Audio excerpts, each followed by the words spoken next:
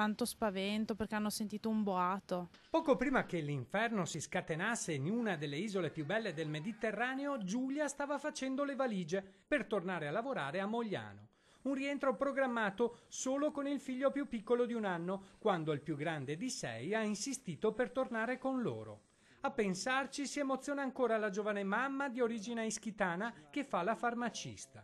Sorride e si imbarazza anche un po' per il pericolo scampato. Poco dopo le 4 del pomeriggio, accompagnata dal suo compagno residente nell'isola, è partita con l'aliscafo per Napoli per prendere l'aereo che la riportava in Veneto.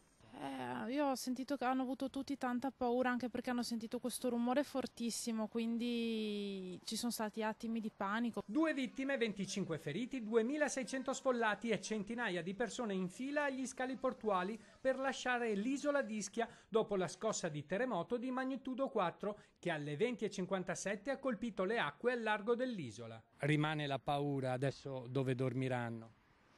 Io so che una mia zia questa notte ha dormito in macchina perché aveva troppa paura, però non so chi abita a Casamicciola Alta, al Maio, non lo so. Ora il pensiero di Giulia è rivolto al suo compagno e ai parenti che vivono lì. No, diciamo che la stragrande maggioranza dell'isola e degli isolani stanno bene.